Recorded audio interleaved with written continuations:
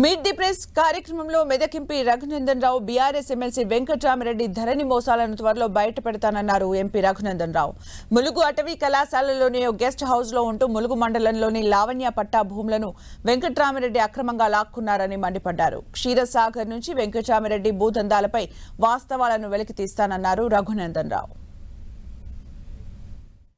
సిద్దిపేట జిల్లా కలెక్టర్గా వచ్చిన తర్వాత వెంకట్రామరెడ్డి గారు చేసినటువంటి ధరణి పేరిట జరిగిన అనేక మోసాల లోపల ముఖ్యంగా ఆయన ములుగు లోపల ఒక హార్టికల్చర్ యూనివర్సిటీని భారత ప్రభుత్వం ద్వారా స్థాపించిన తర్వాత దాంట్లో ఒక గెస్ట్ హౌస్ పెట్టి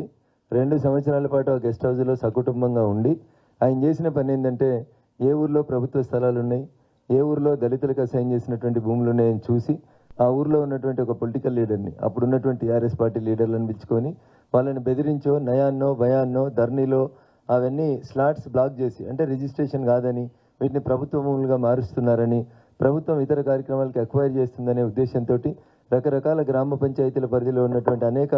ఎకరాల భూముల్ని ఆయన తన కంట్రోల్లోకి తీసుకున్నాడు. ఉదాహరణకి ములుగు మండలం క్షీరసాగర్ అనేటువంటి గ్రామ పంచాయతీ పరిధిలో సుమారు 80 దళిత కుటుంబాలకి గతంలో ఎప్పుడో ప్రభుత్వం, ఉమ్మడి ఆంధ్రప్రదేశ్ ప్రభుత్వం ఉన్నప్పుడు ఇచ్చినటువంటి పేదలకు అసైన్ చేసినటువంటి భూముల్ని ఇవి లావణి పట్టా అని, ఇవి కారీజ్ ఖాతా అని చెప్పి ఈ భూములు మీ పేరు మీదకి మారాయని చెప్పి మీరు వీటిని మాకు ఇస్తే 10,000, 20,000, 50,000 ఇస్తాం, తీసుకోండి, లేదంటే ఈ భూములు మొత్తం ప్రభుత్వానికి స్వాధీనం చేసుకుంటామని చెప్పి తెలివిగా తన కంపెనీ రాజపుష్ప పేరు మీద కాకుండా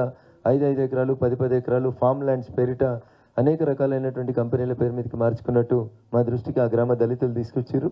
దానికి సంబంధించినటువంటి ఫైల్ మొత్తం అప్డేట్ కోసమని జిల్లా కలెక్టర్ గారిని అడిగినాం. త్వరలోనే దానికి సంబంధించిన వివరాలు వస్తాయి. ముందుగా దళితులకు అసైన్ అయినటువంటి భూమి కాబట్టి మొదట క్షీరసాగర్